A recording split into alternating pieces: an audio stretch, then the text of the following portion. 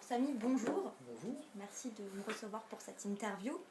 Avant de rentrer dans le vif du sujet, j'aimerais que tu te présentes rapidement, mais je pose une petite contrainte, c'est que tu le fasses avec le plus de mots en verlan possible. Oula. C'est un public Jones. Alors voilà, je me présente. Missa.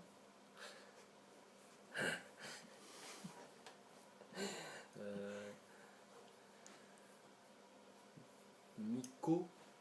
C'est nul ça. Non, comme de vous dire, voilà. Je sais pas quoi te dire sinon. Désolé. C'est déjà bien. Alors, apparemment, donc, tu maîtrises la langue de Molière. On vient de le voir un petit peu quand même. Et d'après Wikipédia, j'ai mes sources, tu es capable d'en parler 5 autres. Donc anglais, italien, espagnol, arabe dialectal et le berbère. Alors comment tu as appris tout ça? Alors comment j'ai appris tout ça? En fait, moi j'ai fait des études de langue étrangère, anglais, italien, espagnol, d'ici à la fac.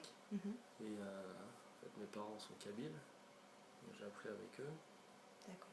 J'ai pris des cours de berbère aussi à la fac, enfin kabyle. Et l'arabe dialectal, en fait, j'ai appris les bases quand j'étais en Algérie, puis j'ai joué en Algérie, en équipe d'Algérie. J'ai débarqué là-bas sans connaître vraiment, étant acculturé total. Je parlais pas du tout la langue. Et les mecs se foutaient tellement de ma gueule que je me suis dit à un moment, il va falloir réagir. Et puis voilà, j'ai appris l'arabe sur le tard comme ça. D'accord. Alors, est-ce que si je te demande de dire salut à tous et à toutes, ou plutôt à toutes et à tous, bienvenue sur ma page Wheezy, j'espère vous voir nombreux à l'Alhambra dès le 22 octobre, en utilisant un petit peu des 6 langues, est-ce que tu peux me le faire? Eh oui, je suis relou. Trop long. J'ai déjà oublié le texte. Ah, d'accord. Bon, oui, donc justement, parlons de ton spectacle à l'Alhambra. Tu es drôle, ça va déjà, quand même. Voilà. J'aimerais que tu nous pitches un peu ton spectacle, mais d'un ton grave et solennel. Alors, ton grave et solennel. Alors non, c'est un spectacle, c'est un one-man show d'humour. One-man show et ça parle un petit peu de... Moi, ma trame, c'est France-États-Unis. France-États-Unis, et puis voilà, je fais des digressions sur un petit peu la société française, et toutes ses composantes. Voilà. Donc ça peut parler un petit peu de tout, de remise de diplôme en France, aux US, les grosses différences culturelles entre nos deux pays, comment la société française est américanisée. Puis après voilà, il y a un petit peu de tout, ça passe par le rap français, le rap américain,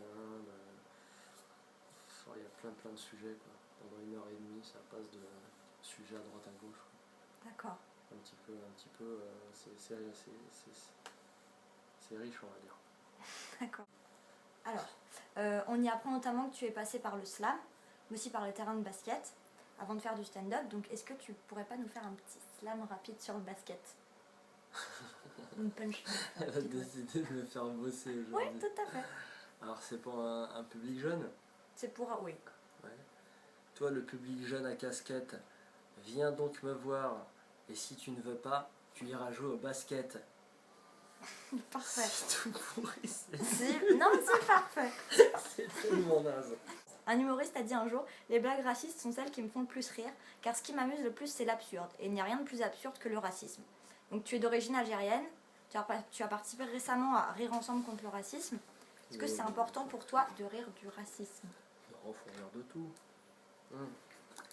Par contre, faut se méfier parce que souvent dans les soirées à rire contre le racisme, il y a beaucoup de sketchs racistes. C'est vrai. C'est des soirées assez spéciales. Mais non, faut rire de tout, tranquille.